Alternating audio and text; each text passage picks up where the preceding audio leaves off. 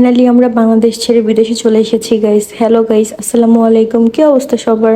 তো অনেকেই তো বলবে যে আমরা হঠাৎ করে চলে এসেছি। না, হঠাৎ করে না, আমরা অনেকদিন যাবতীয় প্রসেসিংটা চালিয়ে যাচ্ছিলাম, যার কারণে আমরা একটু ব্যস্ত ছিলাম আর ভিডিও তেমনভাবে আমরা দিতে পারিনি। তো আমরা যেহেতু ফার্স্ট টাইম বিদেশে যাচ্ছি আর বাবা মাকে ছেড়ে যাচ্ছি, তো সেই সিচুয়েশনটা খুব বেশি খারাপ ছিল, যার জন্য আমরা ভিডিও করতে পারিনি প্রথম।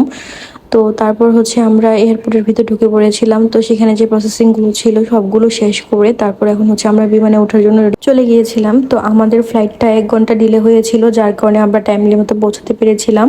তো সেখানে বসার পর আমরা কিছুক্ষণ ওয়েট করতেছিলাম। তো তারপর আমাদের বিমানটা প্রায় সময় অনুযায়ী ছেড়ে দিয়েছিল।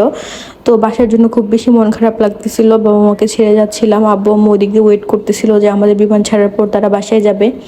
তো বিমানে ওঠার কিছুক্ষণ পর যখন বিমানটা ছেড়ে দিয়েছিল তখন আমাদের ফোন এরোপ্লেন মোড হয়ে গিয়েছিল, যার কারণে বাসার কারোর সাথে আর যোগাযোগ করতে পারতেছিলাম না। মনটা খুব বেশি খারাপ লাগতেছিল। নিজেদের স্বপ্ন যেহেতু পূরণ করতেই হবে, তাই আল্লাহর নাম নিয়ে আমরা যাত্রা শুরু করে দিয়েছিলাম। তো এদিকে বিমান আস্তে আস্তে করে এগিয়ে যাচ্ছিল। বিমান যতই সামনের দিকে চলা শুরু করতেছিল আমাদের ভিতরটাও কেমন যেন খালি হয়ে যাচ্ছিল। মনে হচ্ছে কি যেন আমরা রেখে যাচ্ছি। হ্যাঁ, আমাদের বাবা মাকে তো আমরা রেখেই যাচ্ছি। তো ফাইনালি বিমান আমাদের আকাশে উড়ে গিয়েছিল। হাজারো কষ্ট নিয়ে আমরা পাড়ি দিয়েছিলাম বিদেশের উদ্দেশ্যে। তো ফ্লাইটে ওঠার পরে কিছুক্ষণ পরে আমাদের জন্য খাবার নিয়ে এসেছিল। একটা চিকেন বিরিয়ানি ছিল আর পানি ছিল। তো সেটা আমরা অনেক বেশি ক্ষুধা লেগেছিল, যার কারণে আমরা খেয়ে নিয়েছিলাম।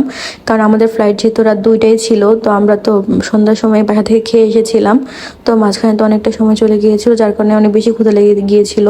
তো আমরা যেহেতু চিকেন বিরিয়ানিটা নিয়েছিলাম, তো খাবার খুব একটা বেশি ভালো লাগেনি, মোটামুটি লেগেছিল।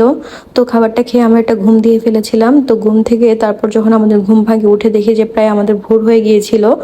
তো আকাশটা এত বেশি সুন্দর লাগতেছিল, আর আমরা তখন অনেক অনেক উপরে ছিলাম আকাশের।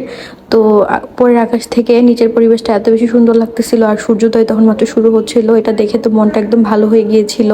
বিমানে ওঠার স্বপ্ন কার না থাকে বলেন? আর আমার তো অনেক বেশি স্বপ্ন ছিল যে আমি বিমানে উঠবো আর বিমানে উঠে আকাশটা দেখবো। আমরা তখন ভূমি থেকে অনেক বেশি উপরে ছিলাম, আর তখন আমরা আকাশের মাঝখানে ছিলাম, আর আকাশটা এত বেশি সুন্দর লাগছিল যে মনটা ভরে গিয়েছিল। তো বিমান থেকে যে আকাশটা এত বেশি সুন্দর দেখা যায় কখনো কল্পনাও করিনি। তো আকাশের এই সৌন্দর্য দেখতে দেখতে ফাইনালি আমাদের বিমানটা ল্যান্ড করে গিয়েছিল। ফাইনালি আমরা বিদেশের মাটিতে পা দিয়ে ফেলেছিলাম। তো গাইস, আপনারা সবাই আমাদের জন্য অনেক বেশি দোয়া করবেন। আর নেক্সট আরও এখান থেকে রেগুলার ভিডিও আসবে, অবশ্যই আমাদের ভিডিওগুলো দেখতে থাকবেন। আল্লাহ হাফেজ।